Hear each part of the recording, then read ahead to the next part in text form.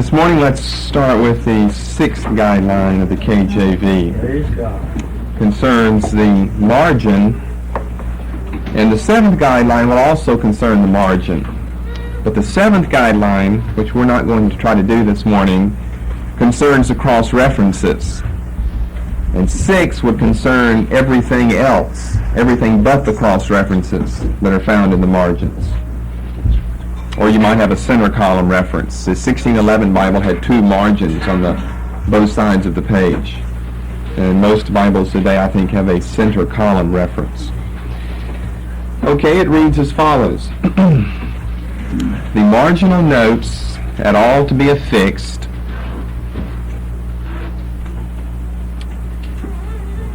Did I say the? I meant no. No marginal notes. No marginal notes at all to be affixed, but only for the explanation. They're trying to steer clear of using notes. No marginal notes at all to be affixed, but only for the explanation of the Hebrew or Greek words.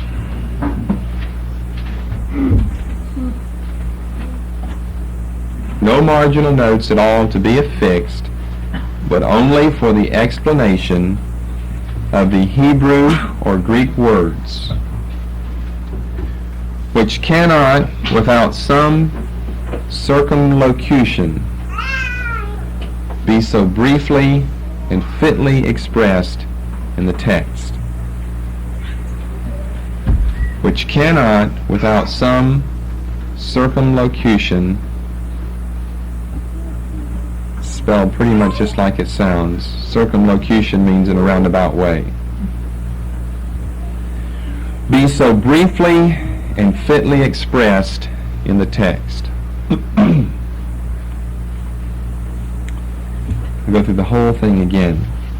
No marginal notes at all to be affixed, but only for the explanation of the Hebrew or Greek words, probably assuming Aramaic to kind of be lumped in with Hebrew, although for them it's generally Chaldee, as you see in Daniel and Ezra instead of Aramaic, comma, which cannot, without some circumlocution, be so briefly and fitly expressed in the text. Circumlocution is probably the biggest word that you'll have to deal with in the 15 guidelines. It's not a real popular term, but it's still used today. Now I want to discuss this guideline. I think we discussed on Friday night the 5th one under letters A, B, C, D. I want to discuss guideline 6 under letters A, B, C.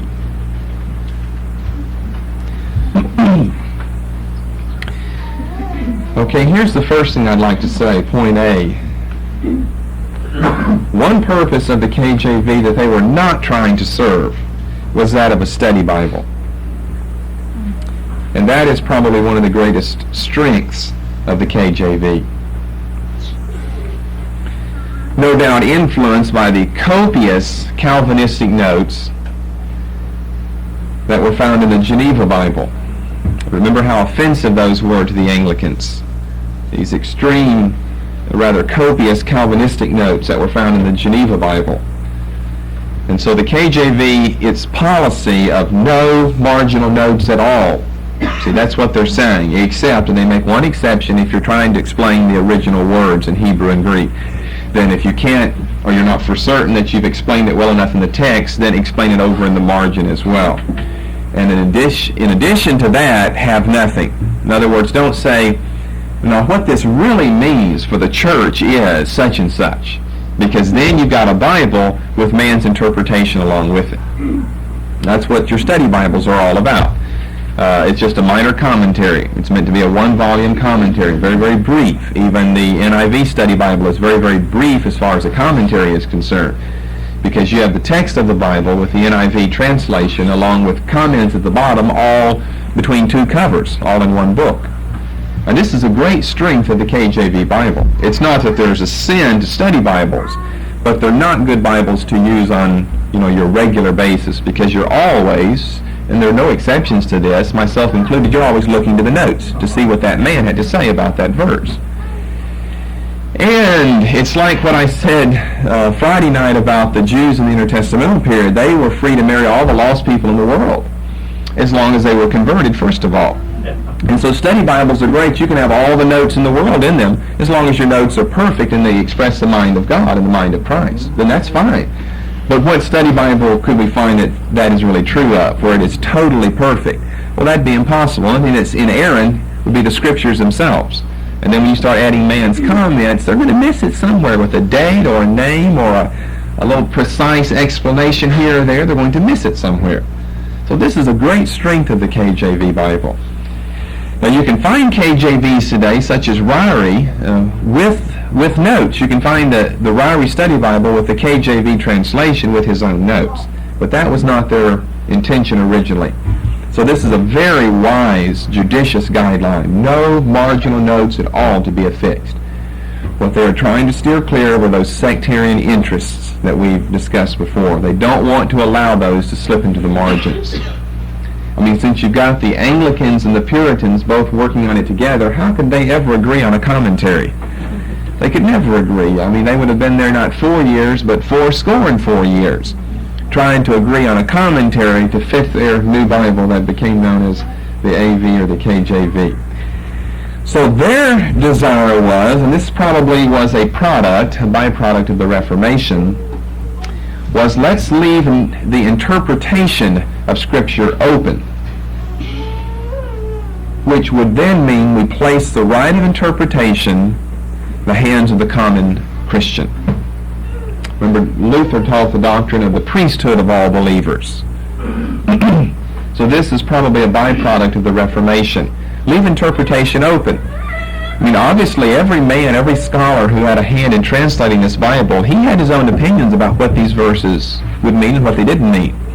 And all of them were right about something and wrong about something. And probably the Puritans were more right more often than were the Anglicans. But the Anglicans would have been right. So how could you agree on a commentary? How could you agree on what type of interpretive notes to put in the margin? Well, that'd be impossible. So their theory of presenting a Bible to the common people was perspicuity, that the Scriptures can be understood by the common man. So we'll leave the interpretation of the Scriptures open, which would mean we'll leave it in the hands of the common man, which is a very good practice to follow. So our first note here of this sixth guideline is that the KJV was no study Bible, and it was not meant to be a study Bible, as evidently the Geneva Bible was. Okay, B this morning. We were 3.5 hours teaching Friday night. We made up another teaching, by the way. We've got one to go whenever I come back. So my voice is a little weak from those 3.5 hours, and we played a half a day of tennis yesterday, and it seemed to get a little worn down as well. B, language helps. Language helps. So I'll have to call to use some of my earlier abilities in sign language if I poop out at the I don't think you'll be able to interpret it, though. Not because you don't know it, because I don't remember most of it. Language helps. Now, this is specifically what this guideline is so stating. Language helps. If you need help in explanation with the Hebrew and Greek, then put it in the margin. Now, that would have been a good practice if they would have used correct choices. But what we find in the KJV is just nothing short of remarkable, let me say it like that, in the margin with these various helps. Remember, the margins are supposed to be helps, not hindrances. But oftentimes, the margin is a hindrance. And oftentimes, both the margin and what it was meant to help interpret the text, they're both hindrances. Now, our present-day margins, or if you've got a Bible like mine, it's not a margin, it's a center column. They're called a center column Bible. Our present-day margins, if you just keep your KJV with you this morning, because we're going to do a lot of turning, and you can be opening it up to Hebrews now, are choked full of numerous things. I mean, we do have some spaces, and on some pages you have more spaces than others, but some of them, like 2 Corinthians 6, it looks just choked full, and Hebrews 2, and then over on Hebrews 5, are choked full. Now, the original KJV had nothing compared to this. Again, the KJV with its page, well, here would be our center column right here, but they do make a division. But they have little margins on both sides of the page, which is where you'll find all of their references in the 1611 Bible. You may find a reference here, one down here, and then one over here. Now you compare that with what you find right here. In other words, here's what I'm saying. The page headings and the chapter summaries were very copious in the 1611 edition, and so much of that is deleted today. Just the reverse is true concerning references in the margin. Very few references found in 1611 Bible, and very many today. Okay, don't confuse that. It's just the reverse. The chapter headings and the summaries have really been toned down today, and all we have, in our Bible, we don't have any chapter summaries. All we have, just a few words, your page headings up here. The original KJV would have, page headings over here and over here, and then if a chapter 5 starts here, then you've got all of this summary. And we don't have that anymore. Most of that has been deleted. Contrary-wise, what they didn't have in the margins, they didn't have very much, we have added ample there to make up for. Now I brought along, finally remembered to bring mine along. These are still available today. You could get one from CBD and you may want to do it.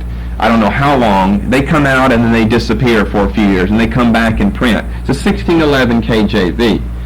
Now it's written the old way, it's spelled the old way, it's printed the old way. You'll have your dedicatory epistle in here. You'll have your preface, the translators to the reader, which you don't find in any modern KJVs. That's been left out for over 100 years now. That's very helpful. It's difficult to read because of the way things are spelled. But, and you have your original woodcuts, and we'll discuss this. We'll probably take a half hour or more to discuss the symbolism involved in this woodcut. But now it's printed here in the Bible. But you can get these from CBD. Here's your dedicatory epistle, where it begins. And then we have 2 pages over, the translators to the reader. You see how small that is. Miles Smith, remember, gave us this, one of the final editors, he and Thomas Bilson, and Smith was the one responsible for writing all this. And it gives their whole theory of translation, and it's a very beautiful in what it says, and very beautifully worded. See, mine's been all marked up because we're going to study all of this paragraph by paragraph whenever we get there. I'll pass this around here in just a moment. Here was their calendar, when morning prayers were to be offered and evening prayers and what chapters to read when. All that was included there. You've got almanacs and all types of things up here in the beginning. You got to turn and turn and turn. Here's your almanac on the right-hand page. You can see it says almanac up there at the top.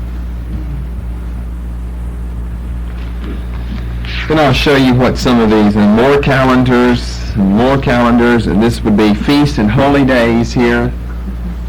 All the feasts and holy days to be celebrated. We'll come back to this, just on and on and on. Then we get to the first book of Moses. I gave you a chapter summary, part of it earlier, with Joseph, that he dieth and is chested, remember? Well, I'll pass this around and show you where it is. But here's what the Bible would look like. Here's Genesis. Here's your page headings right here, which would match each column as you come down. Here are your margins on the outside. Notice you have something here and down here. Just a very few things found in the margin. Then here's chapter 50 with Roman numerals. And notice how each chapter starts off with the large letters they did in ancient times. And here's the whole summary. And then they've got the last thing on verse 26, he dieth and is chested. And so I'll let you turn through this if you want to. I'll leave it open to that page and you can look at it as it goes around. So when we're talking about language helps, we're more specifically talking about what we have available today in KJVs that are published, because you just did not find as many back then. So I'm not always trying to make a distinction, though, between what you found then and what we find today. Okay, let's start with some of the various things that would be found. Sometimes you find the two letters GR, capital G, small r, or you could find HEB. Of course, that means this is what the Greek says, such as Hebrews 2:16. Hebrews 2:16.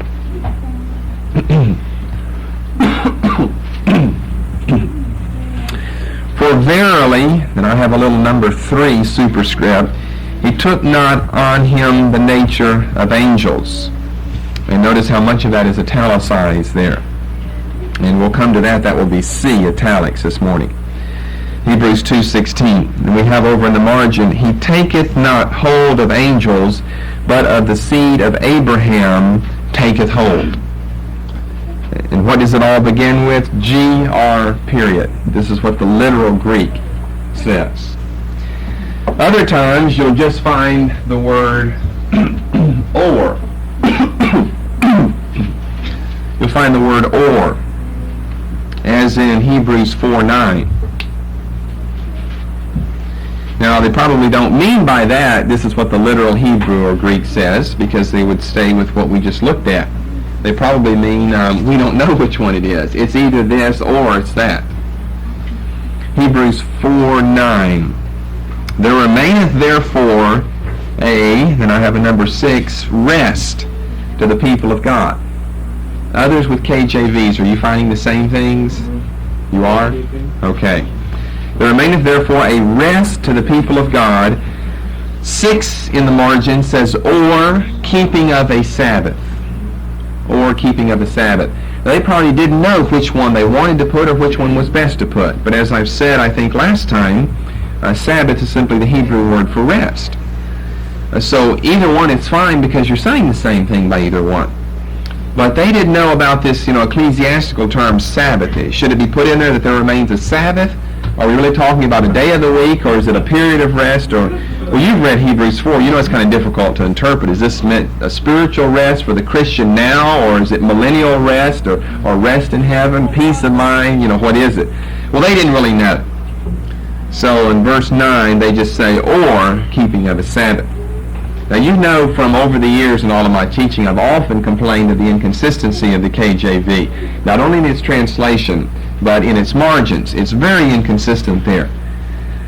Sometimes, very often, the margin should be in the text.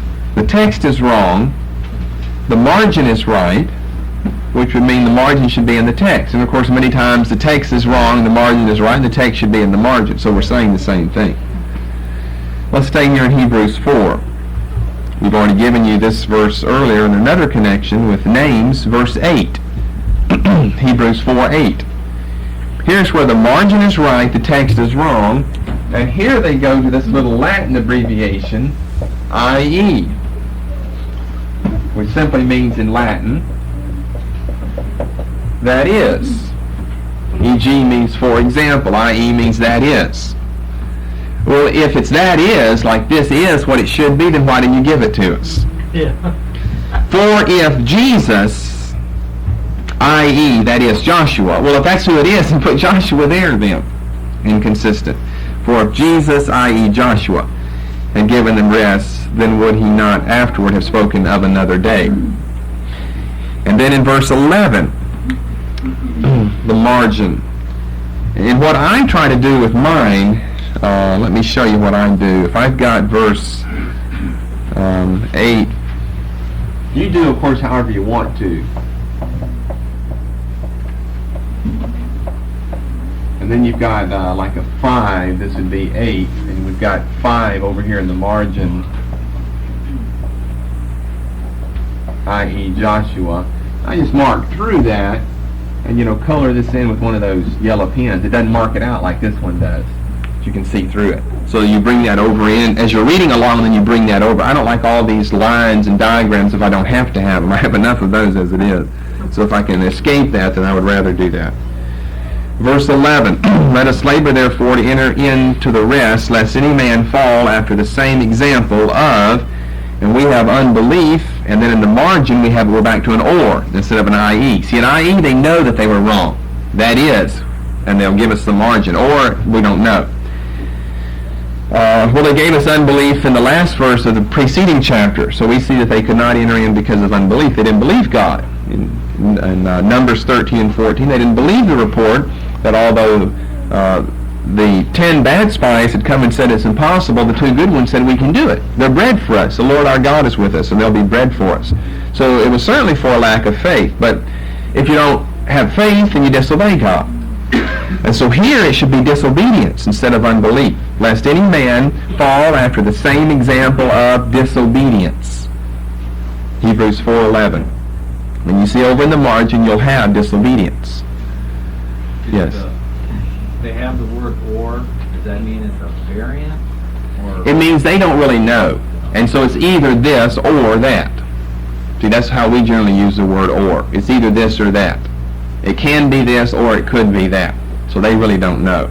No, it's not a variant because we're not even talking about textual criticism or that type of variant. And it's not a variant as though they're synonymous, because these 2 words mean 2 entirely different things: unbelief, a lack of faith, and a lack of obedience. Although a lack of faith is a lack of obedience, it's just one type of a lack of obedience. Obedience, in other words, is a broader term than faith. So we should have unbelief marked out and disobedience colored in. Same chapter, we've got a lot of problems in this, verse 6. Seeing therefore it remaineth that some must enter therein, and they to whom it. Now they just use this little it without telling us what, except that we know that in verse 2 the gospel was preached to them. So the it would be the gospel, that would be the antecedent. And they give us gospel over in the margin. Well, as you're reading along here, you really don't want that little word it in there. It'd be much better to have the gospel in there. Seeing therefore it remaineth that some must enter therein, and they to whom the gospel. And then you need to have to mark out the end of the margin, was first preached, because you have was first preached already in the text there. So all we're doing is swapping one word, it, for 2 words, the gospel. And we don't need the rest of what's in the margin because it's already found in the text. You with me? Hebrews 4:6. What we're saying is oftentimes the margin is correct, the text is incorrect. And we need to lift the margin over into the text as we read along. And of course your other Bibles will be like this too. Your NIV will not know what to say, and it will give you a choice in the text, which is the predominant choice. That is, it's the view of the majority of the people who worked on it, and then the minority view will be found in a note. And there are some times in the NIV, although they're better than the KJV translators, there are some times where the NIV is wrong, and what you need is the text put up in there. And again, as soon as someone says, well, since you know all these things and you're so all-wise, why don't you try to do one? Well, see, I'm not criticizing them because I think I could do better, because I don't think that I could. As soon as you start working on it, you're working with 3 different languages and 2,000 years of history, you're going to make mistakes yourself sooner or later. You have to be a perfect expert on every verse of the Bible. Know all the ins and outs and why. I mean, there's a certain theological reason why you should not have it here in Hebrews 4, which I'm not going to try to get into this morning. Rather, you should have gospel in there. I mean, you have to know the interpretation of the epistle oftentimes to know what should be in and why it should be there. Well, I mean, it takes a committee of people to do it. Committees are better than one person, but committees are imperfect because they're made up of people as well. 1 Corinthians 11:2. We haven't hit any just dreadfully serious ones. We're going to hit one here in just a moment. But so far these haven't been just dreadfully serious, but they're certainly erroneous and incorrect. 1 Corinthians 11, now if I told you 11:1 after our study Friday night, then I'd be talking about verse 2 then. 1 Corinthians 11:1. But of course I can't do that. We'll have to call it 2 since that's what it will forever remain. 1 Corinthians 11:2. Now I praise you, brethren, that you remember me in all things and keep the traditions as I deliver them to you. Marginal reading, traditions rather than ordinances. Why do you think they have ordinances, by the way? Okay, ecclesiastical term. See, that's passed down to become an ecclesiastical, churchy term. The ordinances of the Lord's Supper, communion, whatever you want to put in there, baptism. It's become an ordinance. So yes, ecclesiastical term. But they gave us an or over there as traditions. And I don't know, what does the NIV have?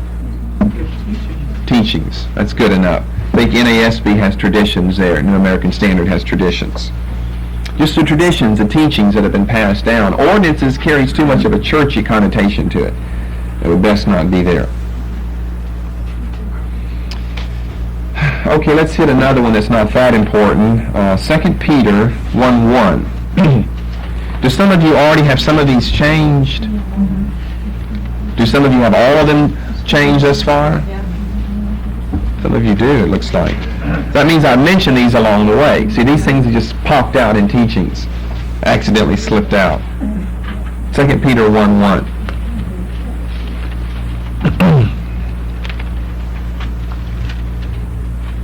We've got, and we're of course not getting into mistranslations, such as the term servant there.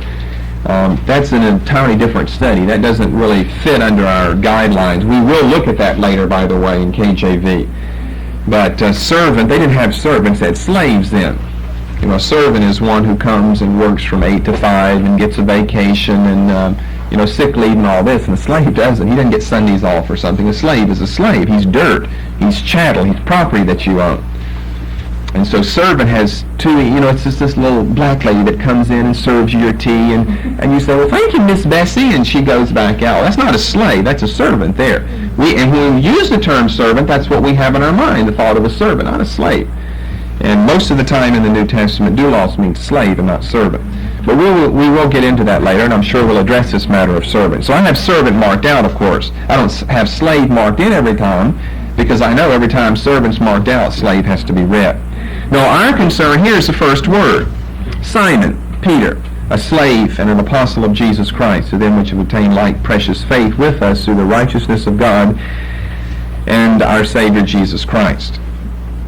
The end of that verse is another one. So you have a two there. Do we have two persons here, righteousness of God and our Savior, or is it of our God and Savior? Therefore, it'd be ascribing deity to Jesus Christ. Let's just stay with the first part. Simon, well, his Hebrew name is Simeon. And that's the way he signed the epistle. It was with a Hebrew name and not the Greek name. And so you have that more or less over in your margin, except, of course, we would ask the question, why do they give us a Y when every other time Simeon is used in the KJV, it's an I, S-I-M-E-O-N? Just weird. They're always going to be weird. The Simeon that comes and prophesies over Jesus in the temple, remember? That's not spelled S-Y. That's an S-I. And the Simeon in the Old Testament, that's an S-I. But, as I always say, consistency, thou art a jewel. Because they're not consistent. They give us a Y. But that's what we should have, Simeon. You say, now what difference does that make? It's the same person. Yeah, but Peter's trying to say something differently here, giving his Hebrew name. Paul sometimes calls him by different names. Sometimes it's Peter, sometimes it's Simon, sometimes it's Simon Peter, sometimes it's what? Cephas. So different things are being said by different names. You call me Cheno, there's a certain air to Brother Ross, there's a certain air to Mr. Ross, to Cheno Ross, to CDR. I mean, some are very familiar, some are more formal, right? Just depending on what we call one another. James 2:2 is not dreadfully serious, but it is serious. It will affect your interpretation of James as well as early Christianity, and will we not see this verse pop up as a very important one in the period between the Testament study, ITP. James 2:2. Remember the term ecclesia should be assembly, and they give it to us as church all the time, except in the secular setting of the riot at Ephesus in Acts 19. For if there come unto your assembly. Now they finally give us assembly, but the only problem is the basic root word behind is not ecclesia, though. It's synagogue. James evidently, who is he writing to? So we're back to this business of the 12 tribes scattered, the diaspora that we've discussed before. Is he writing to Christians, to Jews, unsaved Jews, Jewish Christians? If they're come unto your synagogue. Now we're back to a GR, aren't we? Greek. So that's very, very, very important right there. Very important to have assembly marked out and synagogue written in. Had I already given that to you before? See, some of these must be new, and I don't ever remember which ones are new and which ones aren't. Okay, I gave you Hebrews, James, Peter, Corinthians. Okay, let's do the one very serious one in Romans 3:25. Now, I know I've given you this one, but it may have been so long ago in the old building that that was before you were accustomed to my ways, so you just thought, well, big deal, who cares what it is. You didn't know that I'd take off on your paper if I found otherwise. Romans 3:25. Now, what Paul is dealing with here in Romans 3 is how can God both be just and justifier? He talks about that in 26, that he might be just and the justifier of him which believeth in Jesus. How can God be both? How can you be just? Just means that if someone does something wrong, they have to be punished for it. But when you justify someone, then you treat them as though they haven't done anything wrong. So it's a big theological problem of how can God in his own eternal nature and essence remain consistent with himself and at the same time be both just and justifier. That would seem an impossibility. And so Paul's wrestling with that, trying to explain that theologically, how God can be just and be a justifier. But what we need would be the verse before, 25, whom God, speaking of Christ, 24, being justified freely by his grace through the redemption that is in Christ Jesus. Well, wait just a minute. Let's go back a little earlier, because since this is the most important one that I can think of off the top of my head, now if I contradict myself later, you'll have to forgive me, but the one that I can think of now that's the most important, I think we want to get a few more verses. 9, I'm going to skip along to pick up the thought here. For we have before proved, and we can't even get any verse except now we've got charged over there and we have to comment on all of these. I'm just using a few selections. Both Jews and Gentiles, that they are all under sin, because it's written, there's none righteous, no, not one. 19. Now we know that what things soever the law saith, it saith to them who are under the law, that every mouth may be stopped, and all the world may become guilty before God. Therefore by the deeds of the law there shall no flesh be justified in his sight, for by the law is the knowledge of sin. But now the righteousness of God without the law is manifested, being witnessed by the law and the prophets, even the righteousness of God that comes by faith in Jesus Christ. For all have sinned and come short of the glory of God, being justified freely by his grace through the redemption that is in Christ Jesus, whom God hath set forth to be a propitiation through faith in his blood, to declare his righteousness for the remission of sins that are past through the forbearance of God.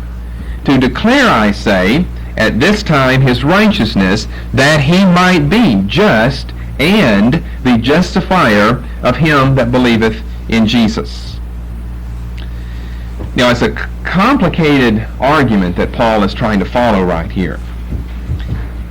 And he, of course, he's dealing with the question, and notice that in chapter 4 he's going to move right into his discussion of Abraham and his relation to law versus his relation to faith, and how he stands before God with those two things, law and faith. So what he's reaching back to would be the Old Testament era, and if Jesus comes on the scene now, we're justified freely by his grace, by faith in his grace. We're justified freely by that. Then what happened prior to the cross then? What happened to the people in the Old Testament? Did that just leave them unjustified? Since Jesus was not on the scene? Then someone would say, well, no, all right. Did that mean they were justified apart from Christ? Well, then you would say no, and so you'd be stuck. You'd have a dilemma here. They were justified before Christ, but not apart from him, but yet he wasn't there. He wasn't on the scene yet. So Paul in verse 25 is trying to set forth in a little capsule formula here how he explains all of that. Christ was the one God set forth to be a propitiation big theological term, through faith in His blood, to declare the Father's righteousness for the remission. Now, remission means canceling, wiping out something, for the remission of sins that are past. That would be sins of Old Testament Jews, through the forbearance of God. Forbearance, speaks of long suffering as though God were waiting for something. And of course, what He's waiting for is Christ. But then, that verse, if we leave remission in, would really contradict 26, because what Paul's purpose is to show that God can be both just and justifier. And if He actually remitted their sins, legally remitted their sins in the Old Testament, then we wouldn't think that'd be just. Because on what basis did you do that? You have to have a basis to remit someone else's sins. You say, well, on Old Testament sacrifice. Well, the author of Hebrews said in Hebrews chapter 10 that the blood of bulls and goats can never take away sins. The blood of bulls and goats can never remit sins. So see, if you know Hebrews 10, that the blood of bulls and goats in verse 4 could never take away sins, then Romans 3:25 couldn't be saying what it says here in the KJV, that God remitted sins that were past. That'd be impossible, because you can't remit sins except through the blood of Jesus Christ. And so we have an or that is crucially important, passing over. And that's what we should have, passing over. Passing over means, well, over in Acts chapter 15 and around verse 18, I believe, it's spoken of under this metaphor that God winked at the sins that were past. In other words, He shut His eyes to them temporarily. He couldn't forgive them in the eternal sense because the blood of Christ had not been shed yet. And yet He couldn't send all those people to hell because they were obeying Him in meeting the types and shadows of sacrifice in Christ that would afterward be revealed. So it seems like God would be stuck then. You can't send them to hell, but you can't give them the full blessing that we have on this side of the cross. And so we simply have this business of forbearance. Or to say it another way, we have this business of meanwhile.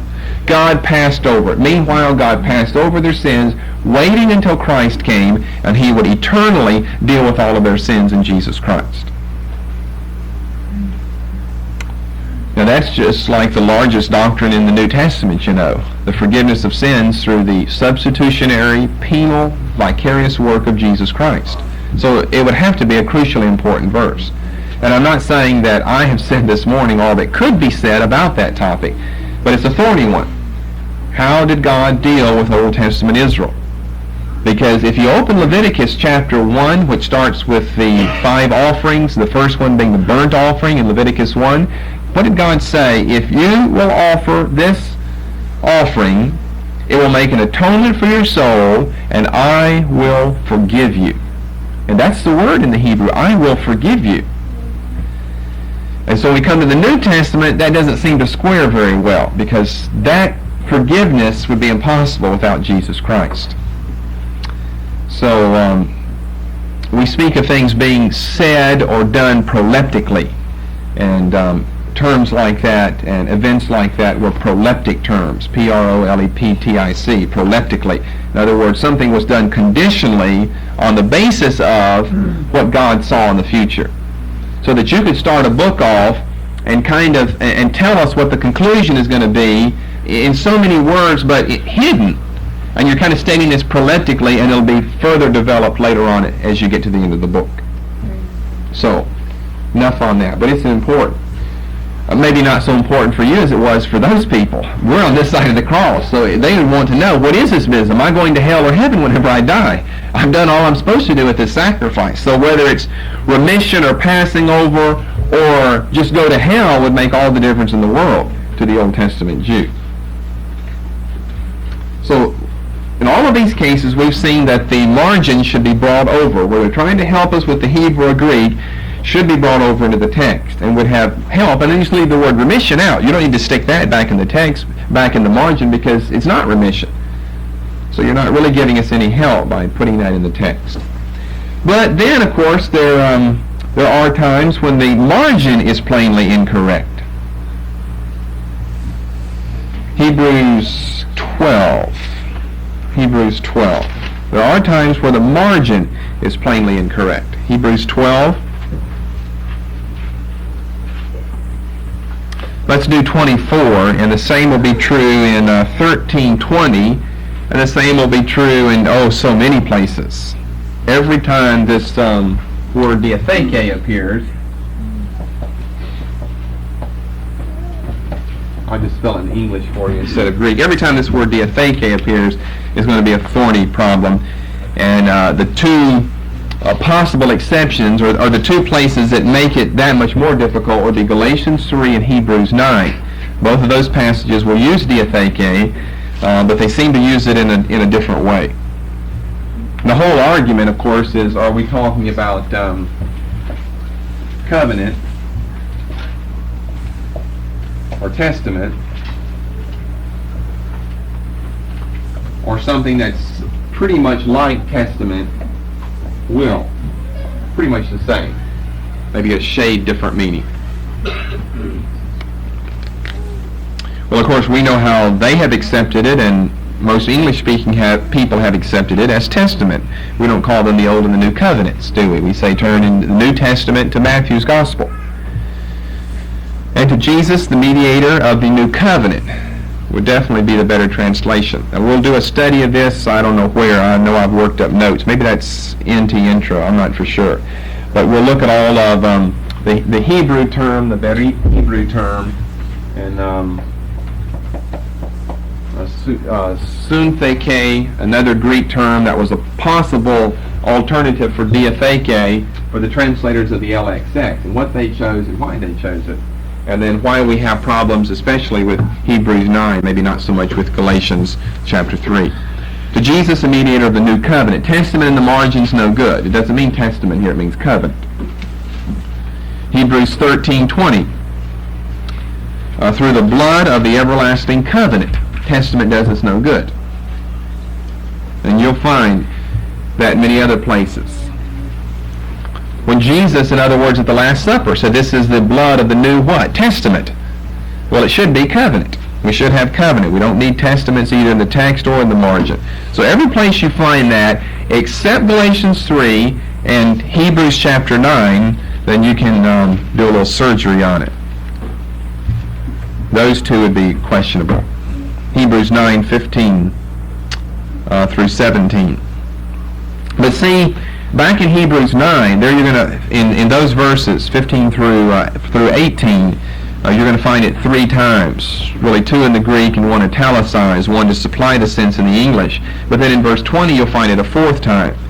And 20, we're back to covenant, saying, this is the blood of the covenant, which God hath enjoined unto you. Now notice what they did. Later they've been giving us testament over in the margin, and covenant in the text. Hebrews 12 and Hebrews 13. Testament in the margin, covenant in the text. Here they give us testament in the text and nothing in the margin. Same term, diatheke. And for the same reasons, we should have covenant, but now you have to mark something out that you actually have in the text. Hebrews 9:20, saying, this is the blood of the covenant. Those other words, that's much more debatable in 15 through 18. Those may better be left testament there, which would mean that there's fluidity to this term in Greek and in the New Testament, which would mean it's sometimes difficult to be totally dogmatic. Okay, back to Hebrews 12. This is one I think we have changed earlier in Christian ethics. Hebrews 12:28. We looked at motives for service to God. And the chief Christian motive should be gratitude, that you're grateful to God, that you have an attitude of gratitude, I think is the way I coined it so we wouldn't forget it. Wherefore, we receiving a kingdom which cannot be moved, 7, let us have grace, margin, let us hold fast. Well, hold fast is certainly a theme of Hebrews. You're always told to hold fast just about everything in the book of Hebrews, but not here. We don't need hold fast. So the margin is wrong. We don't need to let us have grace. The text is wrong. We need to have let us have gratitude. We would say let us be grateful. We need to have gratitude, not grace or holding fast.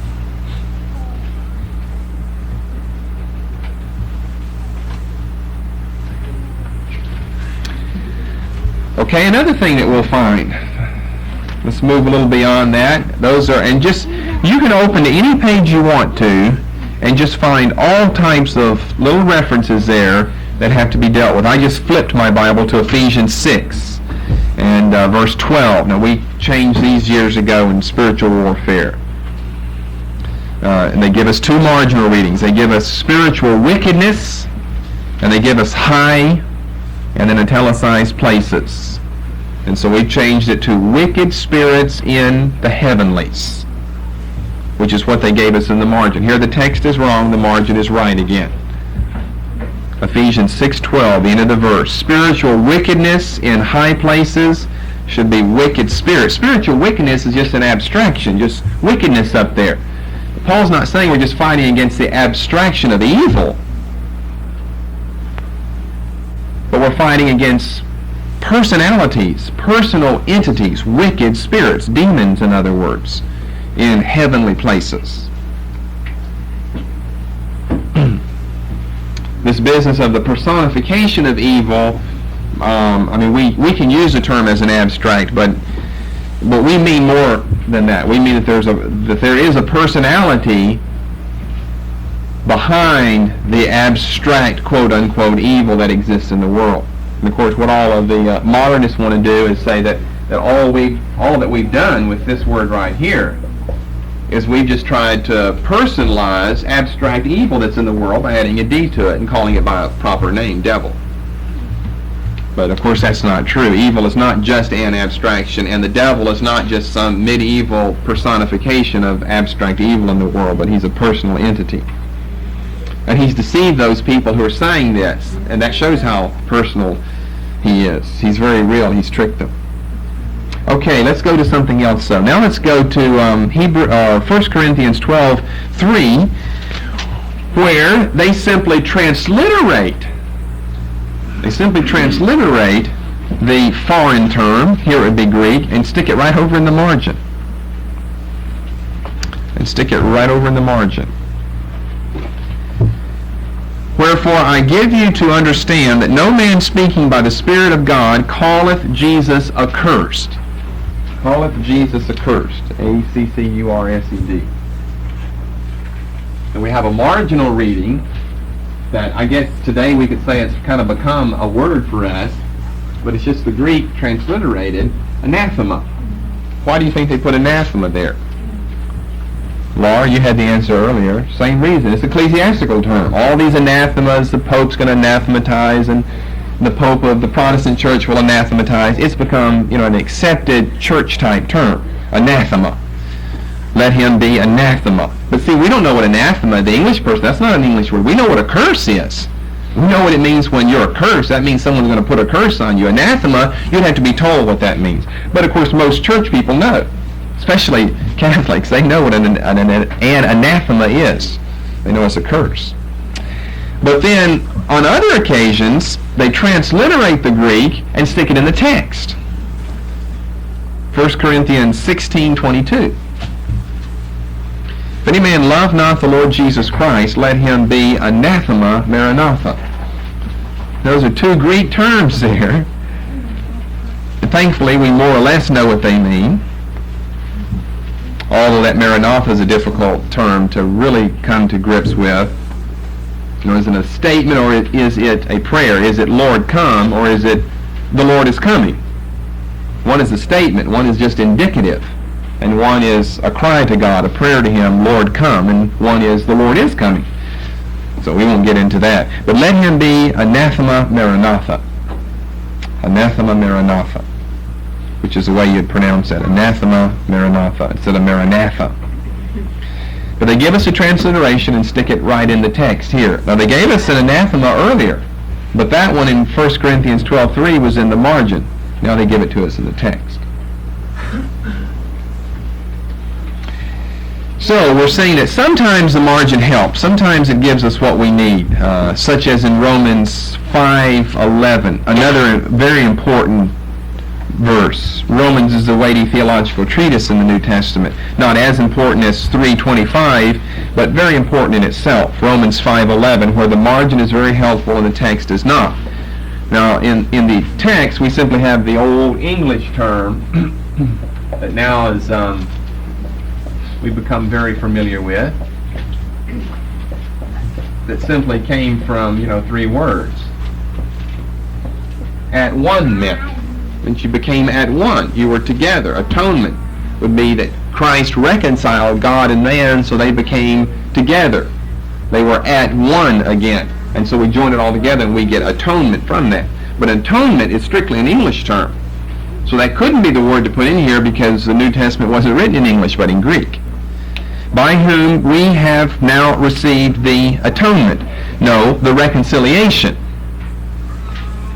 Atonement is strictly an English term that never appears in the Bible.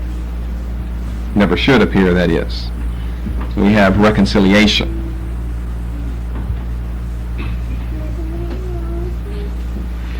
Many of the margins, however, simply provide what they think is a safe alternative. Such as in Romans 2:15. Here the margin is better, but it's another or. It's one or the other, and they think here's an alternative. And their alternative was certainly better than what we have in the text. Romans 2:15. Now I didn't have to look these up to find where these were in the book. See, I've read it so much, I know where all these, I've had to deal with all of these little things. And if you're like myself, whenever you read along and you come across numbers and then your margin tells you something else and it's two entirely different things, you get curious. Well, either one or none are right, both can't be right, so which one is right if either? Which show the work of the law written in their hearts, their conscience also bearing witness. We'll deal with 6 and not 5 here. And their thoughts, the meanwhile, accusing or else excusing one another. He's saying that the Gentiles, they show that they have some measure of revelation. It's not special, it's general. And it's by virtue of the fact that in his constitutional makeup, man has been made after the likeness and in the image of God.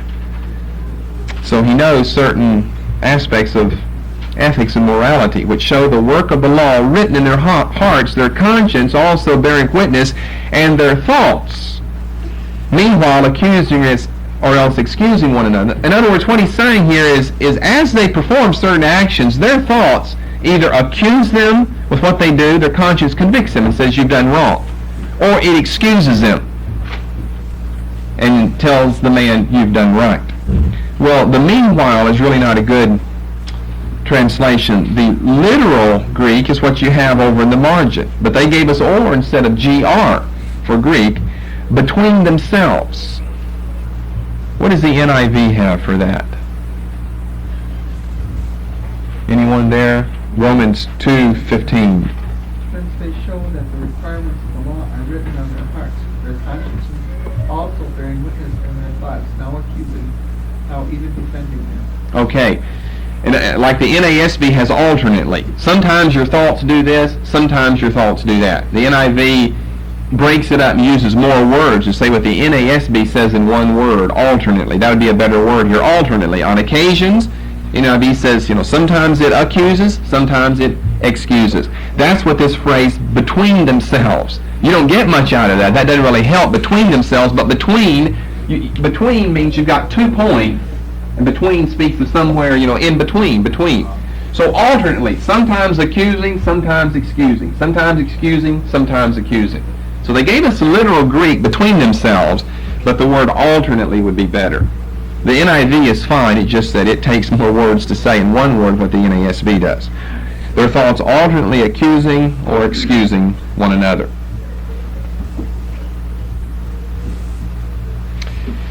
Genesis 33:19. You probably noticed that I camped out of the New Testament just because they're easier to locate. You don't have to turn so many pages, but they're just as many in the Old, and you'll find Hebrew or Chaldee back there, H-E-B or the C-H-A-L. Genesis 33:19. So I'm purposely not going to the Old Testament, not that there aren't there, that they aren't there, but it's just too difficult to look for all of them. Now here they gave us just something entirely different in the margin. He bought a parcel of a field where he had spread his tent, the hand of the children of Hamor, Shechem's father, for 100 pieces of money. Or was it 100 lambs?